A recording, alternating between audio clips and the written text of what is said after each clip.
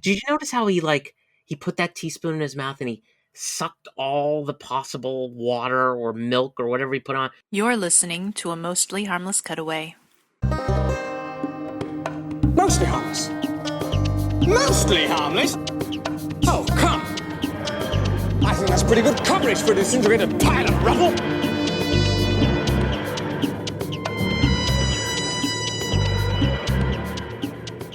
Hi, this is Eric. This is Josh. And this is Sean. And welcome back. This is purportedly episode 186 of the Doctor Who Mostly Harmless Cutaway podcast. Yay, yay. You okay there, Eric? I'm just so excited to be talking about New Who. Okay. And we're talking on a completely different day than the last episode.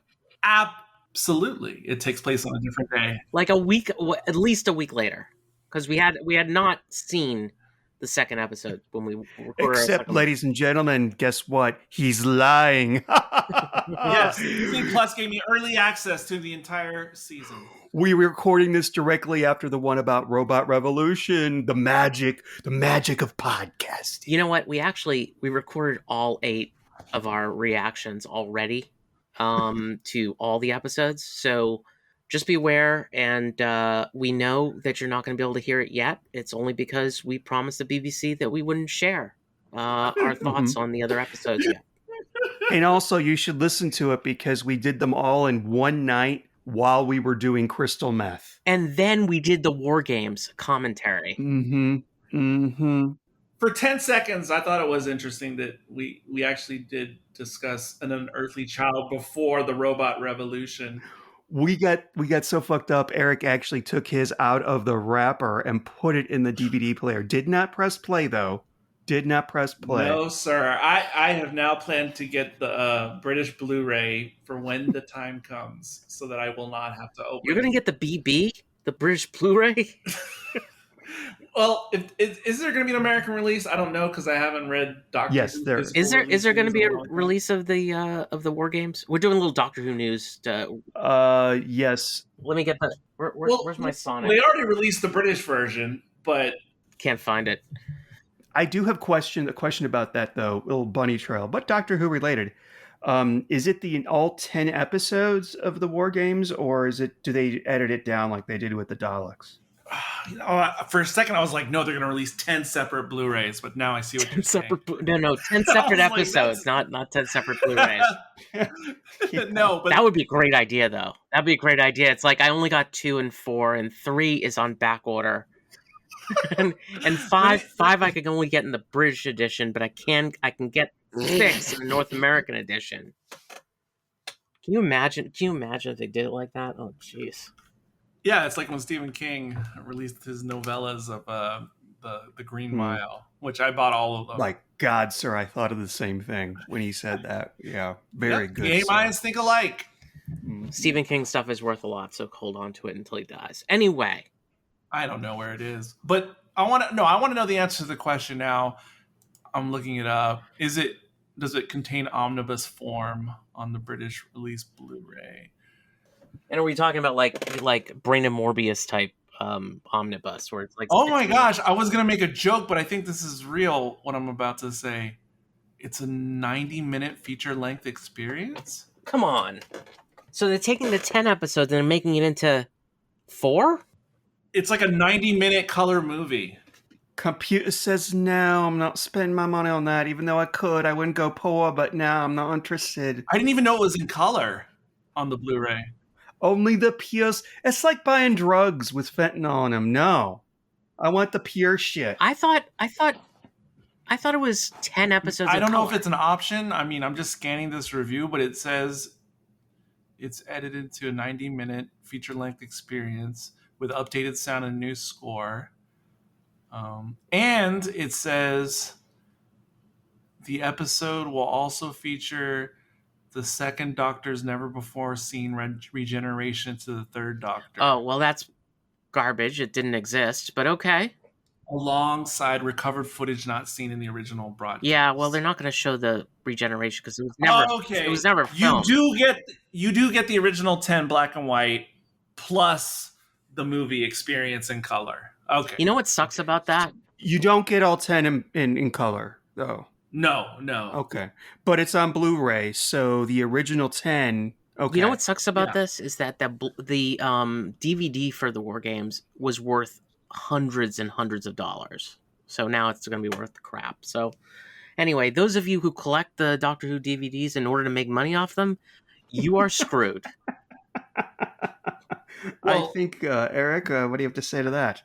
First of all, I'm not a collector. And if you were a collector for monetary reasons, you were screwed from the very beginning. I mean, even before any of this happened. Even the Two Doctors is available now. So, but anyway, what were we talking about today? We're talking about the Robot Revolution? No, we already did that. Will be discussing episode 2 of No. It's I will definitely do, and I will do it, or something. What did he say when she said, "What if you can't keep me safe?" And she said that here in the episode Lux. No, you're right. I just don't remember. I don't remember the words. I do. I will. Something. Anyway. I don't remember. I don't remember. Anyway. I don't know. Anyway. Lux! So the episode is named after a smoked salmon that you put on a bagel. That's Lux. Oh, okay. All right. I thought the Lux was a rapper from Bad Boy Entertainment. I thought Lux was like hair, like when they're like in curls. I thought Lux was this brand of soap. Oh, could be. I thought it was a monster that was in Time Lash. Oh, it could be, but likely not, Eric. The Lux. This is not the episode where we're doing a sequel. That might come out soon. May I start? Please get us started, Sean. I haven't really made a list yet officially, but this is probably in my top 5 New Who episodes of all time. Wow. Okay. All right. Tell us. You mean since 2005? Yes. Okay. He said New Who, so I'm assuming that. Do not ask me to name out the other 4 right away. I know one of them would be Midnight, but yeah, I absolutely love this. I love the creepy beginning. I knew it was going to happen, but it freaked me out nonetheless when Mr. Ring-a-Ding or whatever his name is actually steps out of the screen. And, it's like, then we cut. It kind of reminded me of any other horror scenes like that they did. Like, they did it in Mummy on the Orient Express. Mm-hmm. There's a couple others that I don't remember. The idea of the 50s, I'm so about that, because growing up for me, the 50s was like the 80s is now. Like, it's so overdone. It's so, it's everybody, back then people would want to do murder mystery parties with the 50s. We're going to have the 50s dance. And Sean, you would know about murder mystery parties. Yeah. I have an 80s one that's really popular, even though I haven't had one for a while. But do you wear a big wig that has like, a lot of hairspray and stuff like that? No, I don't. Okay. I actually dress the same for everyone. I wish I could. That is an idea, though. I should go and drag. Yes, he dresses like a out of work long haul trucker. You should like go as like Lita Ford, circa 1987. Stop! I'm gonna forget what I'm talking about. Oh, sorry. Go on, Sean. I have the terrible habit. Go on. But I'm like, okay, it's the 50s, and because when I think of Doctor Who in the 50s, I think of that Idiot's Lantern. Oh yeah. Oh. Which is not the best. Like, but they do the same thing at the beginning. Weirdly, I was thinking about the Rosa Parks episode. What? Oh, yes, that's right. The Rosa Parks episode. Is that 50s or 60s? Oh yeah, because it's American South, right? Okay. Yep. Okay. So I really love the fact. Well, this is in Miami. I'm not a Miami person or anything like, but it's interesting that they chose that city so they'd have the big, bright colors that they could film. And this made me cry twice. This is really weird. Whoa! This episode made me fucking cry twice. Oh, wow. And one of them was, and I don't want to sound really woke. This is going to come across as that, but I found it really jarring. One of them was when the two of them go, Belinda and the doctor, go to that diner. They sit at the counter. They're talking to the kid behind the counter. And then they start talking to that lady in the booth. And the mystery develops. We're starting to realize people are missing. And then she says, well, if they can sit over here, if you can bend the rules. And Belinda's like, what does she mean? And the doctor suddenly occurs to him. And then he feels really embarrassed and bad that he has to explain it to Belinda, even though she'll probably remember it once she tells him. And that made me kind of cry. I thought it was kind of sick because I didn't even think about it. The great thing about this one versus Rosa is that the doctor basically tells her, the human race is amazing. This is not one of those times. But he almost says, let's get past this because it was just, I don't remember the words. I wish I did because I only watched this thing once.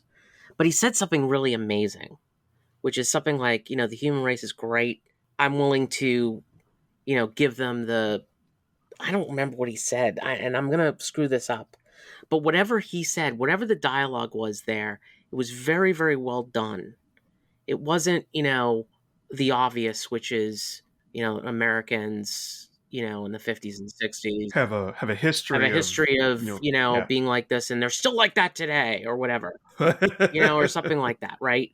It was more like, I kind of excuse it as just a blip or something of that nature. And I don't remember exactly what he said there, but it was really, really, and I'm the first to give Russell T Davies and Chibnall a lot of shit for, trying to make something happen in 2025 that isn't the same way anymore by any stretch. It was handled very, very well in that. And there were other things, more happy things in this, and that was the interaction between the doctor and Belinda. In the beginning, before they even leave the TARDIS, they find out they're 1952, and she's like, oh my God, well, what should I wear? I'm going to look weird in this. And he says something like, girl, that's the fun part. And then they rush off into the TARDIS to go to the wardrobe. Yeah, Sean, that was so gay.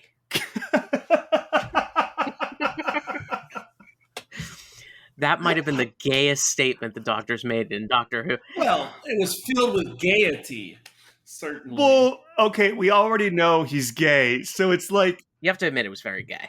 You have to admit that. Yeah, oh gosh, yes. Okay, but, all right. It's not like we're trying to hide something, and it's not like he's trying to, suck cock. But it's also something... Oh, no, he did that last season. But it's also something that straight me would say under the influence at a party. Like, I would have those over for effect. I would have. It's also code for straight girls, for straight women. Especially if you're in a work environment and they say something, and you're like, oh, no, girl. They're like, okay, I knew it. But he does it again when they leave the diner after talking to the mom. And he says, come on, Belinda, a haunted theater with a lonely caretaker or something like that. I'm like, yeah, I get this fucking energy because I want to see what's in there too, even though I kind of know because I saw the preview. Is that around the time where she says, oh, you're Scooby-Doo? And he says, I'm Velma, baby. Yeah. I think that may have been the previous episode. No. It's in this episode. No. That was definitely this one. It was this one? Yeah, it was definitely because this that's one. setting up that their animation style looks like Scooby-Doo. Okay. Yeah. All right. I want to talk about that. I loved that. By the way, I'm going to go on a rant now, or a good rant. A lecture. In the 90s, when during the wilderness years, the BBC came out with a series of novels featuring the Eighth Doctor. Mm-hmm. Okay, and there were a lot of them. There were a fuck ton of them, and I have them all, unfortunately, and I don't know what to do with them. But there was one where the Doctor and his companions land on a planet where everything is animated. Okay, so it's kind of like landing in Toontown. Even the Doctor and his companion, they are animated too. So the laws of physics are all, amok. And I thought, wouldn't it be cool if they did that in the current series? If they just had an animated episode the way that some stories have a musical episode. I think we had that last season, We sure did. sort of. But yeah, I enjoyed that. I loved that, and I wish they would have more. I wish there was like a chase or something. But that's cool. It's all right. I thought it was great. Oh, it was fantastic. Excellent. And also, I cried when everybody ended up living and they all were released from the theater. And For once, Rose, they all live. Sorry. yeah, and the kid was reunited with his mother. That made me cry. And then what happens to the villain, to the mad god? Actually, they didn't all live. Mr. Pie died. Sorry, Mr. Pie. But the bad guy ends up evaporating into the sky and being everything at nothing at the same time. And oh my God, don't think about it. When you're stoned, your head will explode. Yeah. But yeah, I loved it. I thought it was really great. I thought it was smart. I thought it was absolutely bonkers silly. The last one we talked about was bonkers silly, but this was smart. I didn't feel like this was made for a 6-year-old. A 6-year-old could watch this, but I felt obviously that somebody my age could watch it and enjoy it too, for all the snarkiness that was in there and all that. There's something wrong because I'm going to agree with Sean. So, first of all, I will say this was clever. Clever is the only word that... And you know what, Eric? I almost texted you and said, this Doctor Who is clever. Like the most clever Doctor Who I've seen in a long time. You're right, it was silly, but it was silly smart. It was cleverly done. And they actually had the animation so that they could actually do it. I thought it was kind of silly that, your animation got better as you started talking about your fears and stuff like that. Kind of silly, but who cares? That's a good metaphor. Like I got past that, because, and we haven't even talked about like the biggest meta thing that ever happened in Doctor Who history. Oh, I forgot. Yeah. Right? Yeah. Right? Wow. Maybe I cried then too. Really? I think so. I'm so sorry. I was crying for other reasons. I did not cry in this episode, but I will tell you that I thought it was very clever the way they did this. And also, we know now that hashtag RIP Doctor Who is now in canon, officially, which is wild. And the whole thing is just crazy. The way it was done was really good in that you never really felt like you were in reality. And I think that that's kind of the underlying foundation of this season. Feels very much like I don't know if we're in reality. If you know what the later titles of the episodes are, it kind of makes sense in that vein. Mm-hmm. But from the perspective of like really like decent writing, like the only thing I had an issue with in this whole story, it was all good and like RTD did in End of the World, and also did in Shakespeare Code and other second stories with a new companion.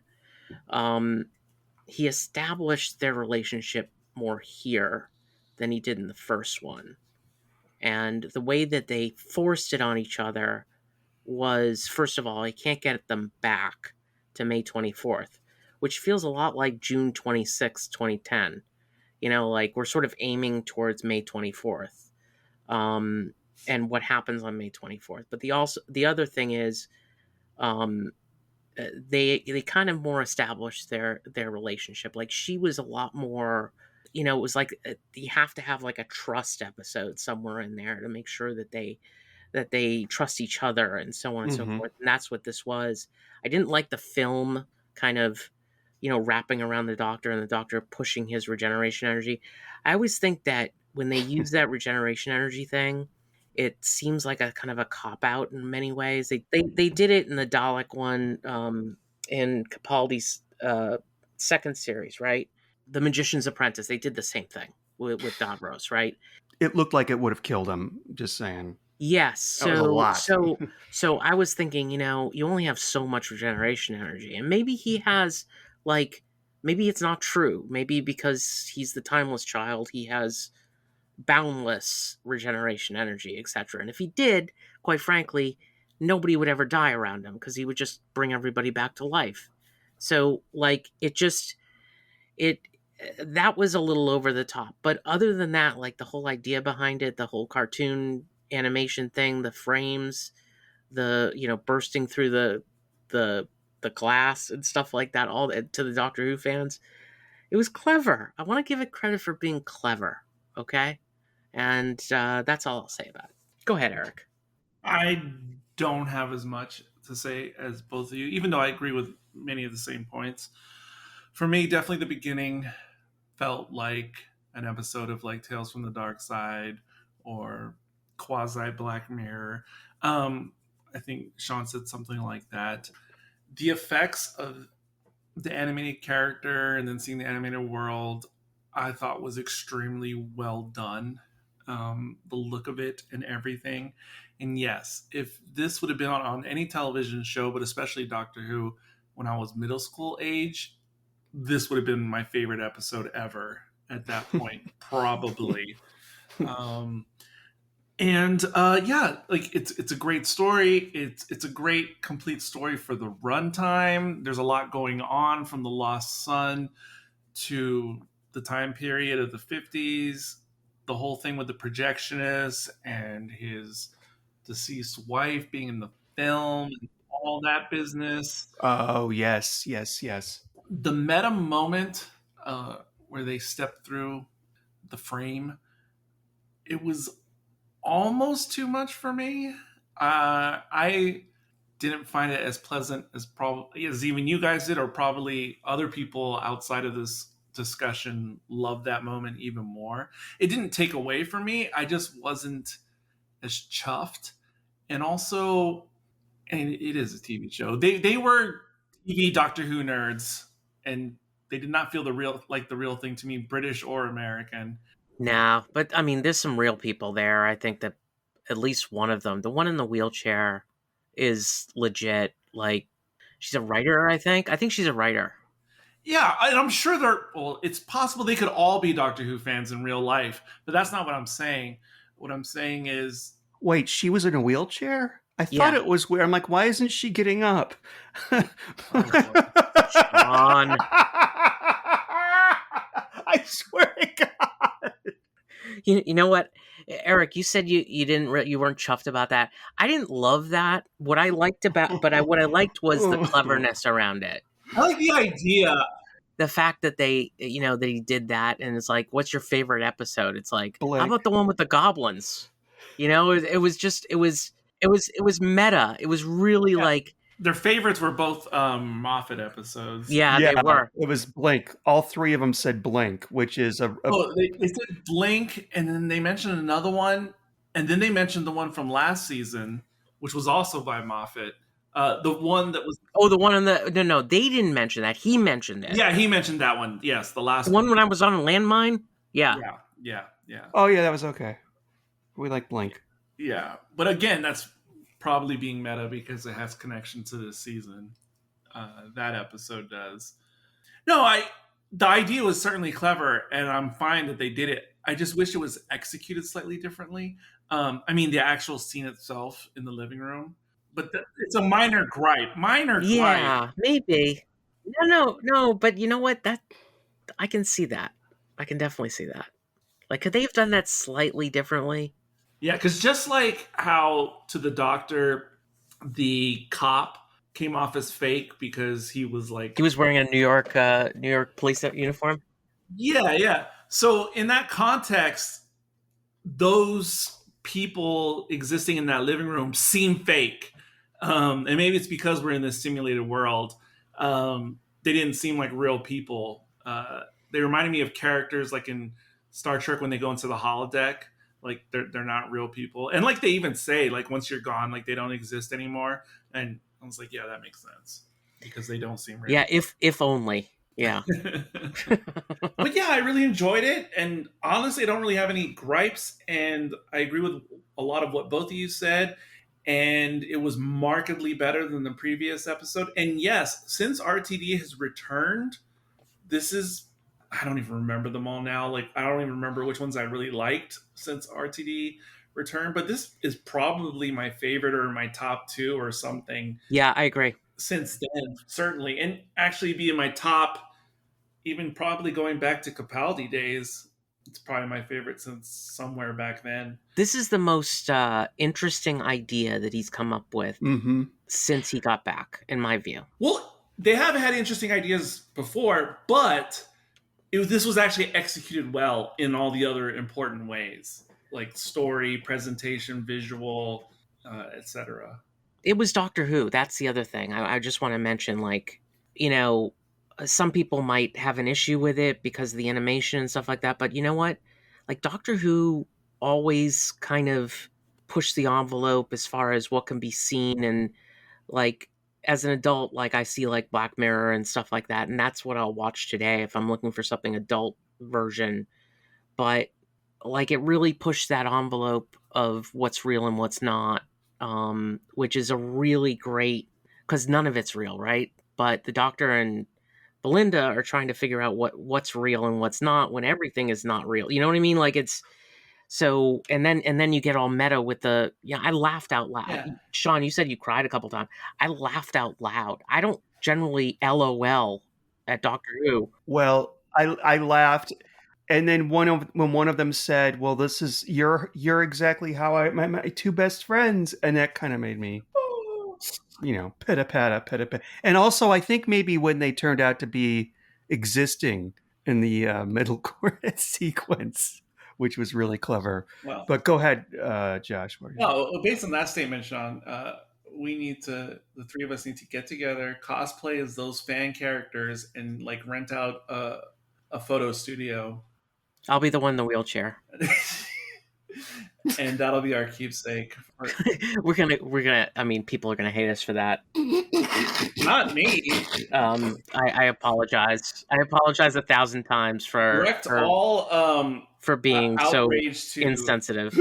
At TARDIS Tit on Twitter. Go in your Wayback Machine to twitter.com and add TARDIS Tit. TARDIS Tit. That's Steve, isn't it? Yeah. It's a TARDIS Tavern Tit. TARDIS Tavern Tit. Yeah. It's a stupid ongoing podcast joke I've been saying. And if you just want to know, do you want to date how long ago that was? His last tweet, I don't know how the fuck I know this, was R.I.P. Harold Ramis. Oh, wow. Wow, that is a while ago. You know how we're going to rate this one? But I wanted to say also, quickly. Way, I was thinking You've got like 1 minute. I was thinking in the context of, again, recent Who and whatnot. Okay, my hand's on the button. This episode is almost like the modern Blink in the sense that back then when Slow Blink down. Back then when Blink came out, you would tell someone who had never seen Doctor Who up to that point, hey, check out this episode Blink, and then 9 times out of 10. I wouldn't start anybody with this one. Another conversation for another day. But I definitely did recommend it to a lot of people at the time who had never seen Doctor Who, and they all thought it was great, and they were like, yeah, this seems like something I really want to watch. And then, of course, the next statement out of my mouth would be, but the other episodes aren't exactly like this. And if we just restrict ourselves to RTD's return or since Chibnall took over, this feels like the easiest episode that someone who knows nothing about Doctor Who, like this would give you your best chance of them watching and going, yeah, this is kind of interesting, whatever this show is. Eric, I think it's a Robot Revolution, personally. But then you'd have to, or Space Babies. Start with that one. But then you'd have to have the same disclaimer after you watch this and be like, well, no other episodes like this unless you go back to like 10 plus years ago. But anyway, go ahead. What's our unit of measure? It's going to be teaspoons, because it's the spoon that the moonlight went up against to get to the film. Oh, okay, very nice. Wow. All right. Okay, teaspoons. There you go.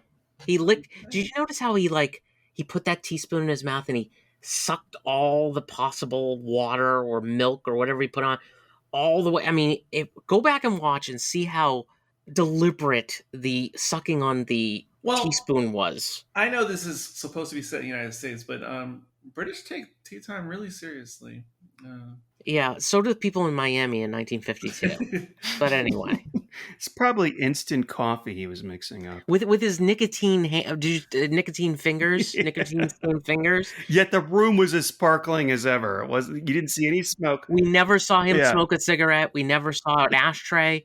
We never saw any freaking cigarettes in the entire thing. Yeah. Okay. All right. Thanks. I'm gonna give it. You know what the heck?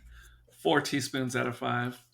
And also, I don't know what the God agenda is. I mean, in terms of Harbinger. We didn't even talk about that piece, but yeah, Mm. because even when I first saw the teaser trailer for this entire season, series 2 or whatever, even when I saw that and I just saw a glimpse of the animated character, I immediately thought about the God of cartoons. No, I immediately thought about that episode. The Devil's Cord. The Devil's Cord. Is that what it was? Yeah, with Maestro. Which was also the second episode of last year. No, not the Devil's Cord. The one with the puppet on the television. The what? Oh, you mean the Giggle? The Giggle, yes. Yeah. Oh, yes, it did bring back the Giggle. Yeah, sure. but I mean, because he made the giggle. He laughed like that when he's like, "Don't make me laugh." And we did. He went that. Don't make me laugh. But I'm just saying, when I saw that millisecond of tease just in the trailer, I immediately thought it's going to be some concept similar to that, and of course. But anyway, I don't know where we're trying to go with that, but I'm also not going to ponder that. Going forward. Well, we'll ponder it going forward, just not right now. Sean, what do you give it? I'm gonna give it a 5 out of 5. Y'all know why already. I loved it. I thought it was creative, innovative. I just don't know why this is written by the same person that wrote Space Babies and Revenge of the Robots. I mean, to be fair, like his original run was similar in that he would have something great and then he would also have something shitty. Yeah. So like he's got good stuff. He's got kind of like, here's your first episode. It's kind of garbage, So I'm not surprised. Like, do you think he writes up the clever ones first?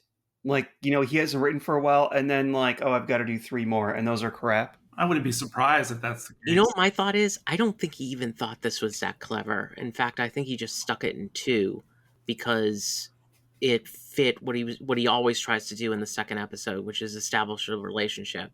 And I just think that sometimes when he's not planning it's clever. That's what I think. And this one falls into that category pretty heavily. Do you think he was planning to be clever in the next episode, or should that be brought up in the next episode? Let's bring it up in the next episode. No, I think, you know what, Sean? We will bring it up next time, but I will tell you that he probably thinks he's the most clever in the next episode, yet he was the most clever in this one. Okay. I tend to agree with that, too. Okay, that's my feeling about it. So I'm going to give it 4 teaspoons. It was clever. I laughed out loud. I actually kind of enjoyed watching this one. It's not the same as Doctor Who in the past, but like I just loved it. I thought it was good piece of television. Really good idea. Something new and brand new that had not been done before. And, trying to working off of Doctor Who in the fact that it's not really reality. I like it when they do something like this versus try to stuff us with goblins and like Muppets. Like, I'd rather them do this than Muppets. Okay. This is much more clever than that. And fits a lot more the way I see Doctor Who and what Doctor Who could have been had they had the technology back in the 70s and 80s. I mean, think about Carnival of Monsters. Like that's kind of the one I was thinking about. Oh, that would be so incredible. That's the one I'm thinking about. Like how they could have, if they did Carnival of Monsters today, it would look so wildly different and so interesting that they could do something like this in Carnival of Monsters, and that'd be super cool. That'd be like one of my favorite episodes. It would be really cool. So that's kind of how I thought about this one. What if during the scene when they were being transported from place to place, they found themselves like on a really 1970s, 1980s set, like in classic Doctor Who, with a video camera filming, so it seemed like they were in like an episode of classic Doctor Who? Yeah, I mean, that would have been really clever. I mean, Nobody would get it. I mean, the other people. Or they could have got a new episode, but made it look like a set, like in Who Framed Roger Rabbit when they're filming the beginning of the movie and then they're like actually on a real set. That would have been kind of cool. But yeah, it also would have cost a lot of time and money. but I mean, that's the level of cleverness that this had, is that, and that's why I compare it to that one, because it's like, you've got the technology to make it look like this animated character is coming out of the screen or whatever. You're talking to that animated character. It's kind of brilliant. And it is what Doctor Who is. So, from that perspective, like, that's why I would enjoy something like this, because it is very Doctor Who. That, but also, like I was saying, like how it reminded me of like Tales from the Dark Side or Black Mirror. And also why I think theoretically, hypothetically, you could recommend this to someone who wouldn't necessarily care about a Doctor Who, is because it just feels, not only does it feel like a decent Doctor Who episode, but it just feels like it's an okay random modern anthology show episode. Yep. Yeah, I would definitely see that. Yeah, and a lot of the other New Who episodes, or the recent New Who episodes, you could not imagine them in any way being in a standard generic anthology show. You know what, Eric? You're right.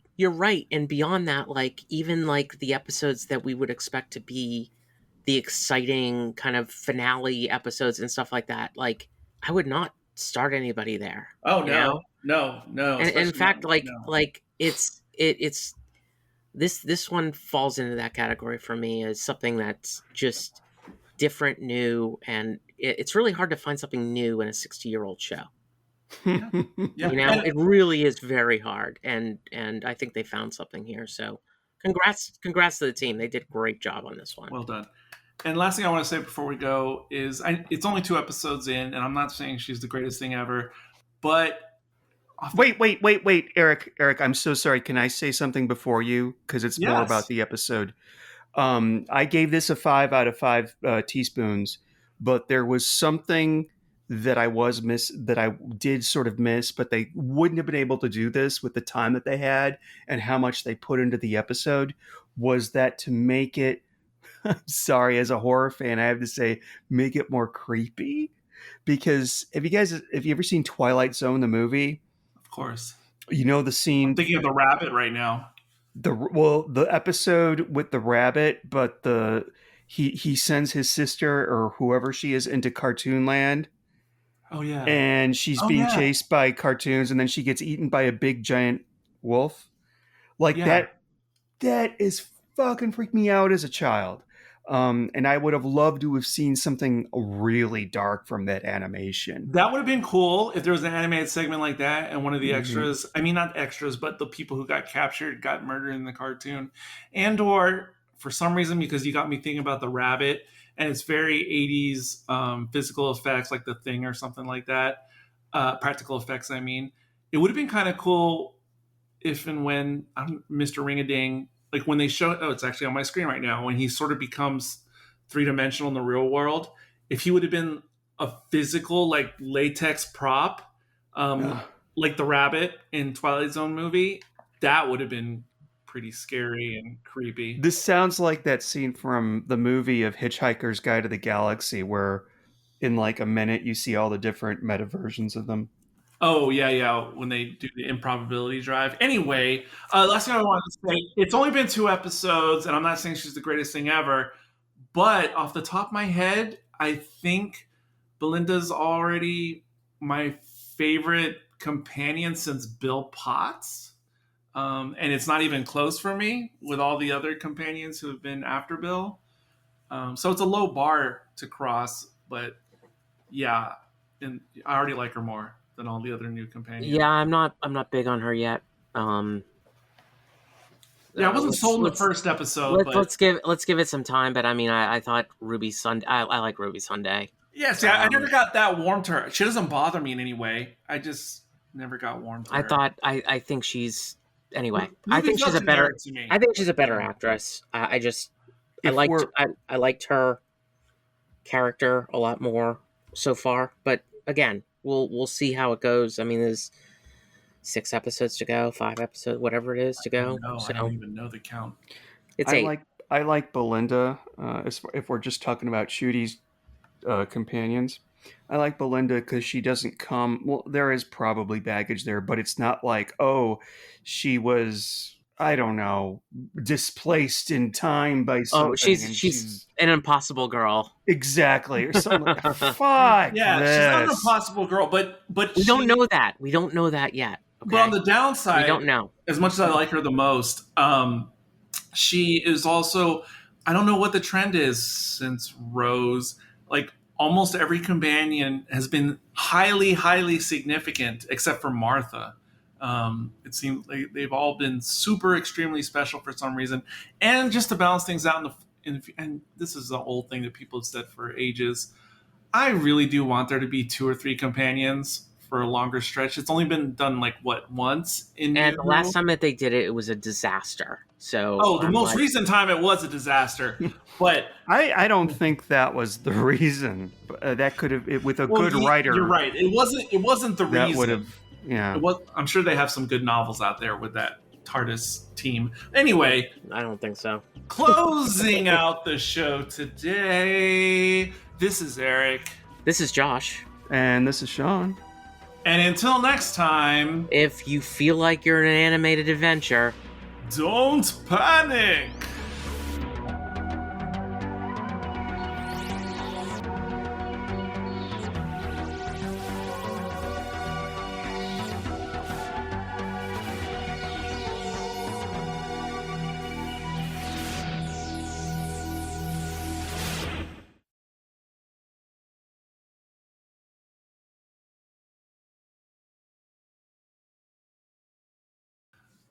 I don't know why that sounded like Count Dracula or more Count Chocula than Count Dracula.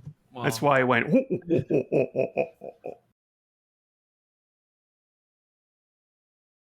When in the Capaldi episode, the Zygon one, they go to Truth and Consequence. Is it the inversion or reversion? Yeah, the first one, whichever the first one is. They go to Truth or Consequences, New Mexico. And the day that episode aired, I was in that town. Oh, really? I was so proud for some fucking reason. And of course, nobody else gave a shit because I'm stupid. It's a stupid thing to be proud about, you know? And for those writing in saying, I got the name of the episode wrong, I know that, okay? I said invasion, inversion. They hear this. I said something else. So for those writing in, okay? I knew what you were talking about.